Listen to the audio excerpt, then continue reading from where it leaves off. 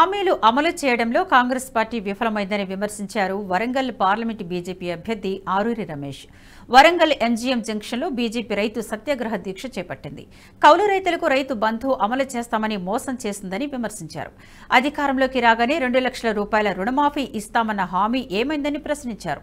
Parliament ఎన్నికల్లో మహిళలు, రైతులు కాంగ్రెస్ పార్టీకి బుద్ధి చెప్పడానికి సిద్ధంగా ఉన్నారని, కేంద్రంలోని మోదీ ప్రభుత్వాన్ని మూడోసారి ఆశీర్వదించి తనను అత్యధిక మెజార్టీతో గెలిపిస్తారని ఆరూరి రమేష్ ప్రజలను కోరారు.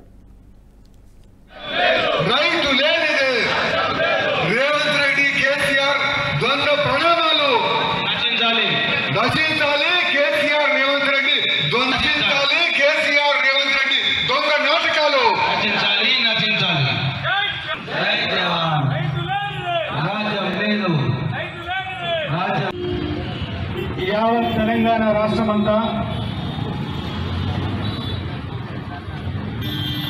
రాష్ట్రంలో ఉన్న రైతాంగ ఇబ్బందుల్ని, కష్టాల్ని ప్రభుత్వం దృష్టికి తీసుకురావాలి. మాయా మాటలతో అధికారంలోకి వచ్చిన కాంగ్రెస్ పార్టీకి బుద్ధి చెప్పాలి అని మరి ఈ ధర్నా కార్యక్రమాన్ని, ఈ దీక్ష కార్యక్రమాన్ని భారతీయ జనతా పార్టీ పిలుపునిచ్చింది. ఆ పిలుపుని అందుకొని ఈ కూడల్లో ఈ ధర్నా కార్యక్రమాన్ని, ఈ దీక్షా కార్యక్రమాన్ని ఏర్పాటు చేసుకున్నాం.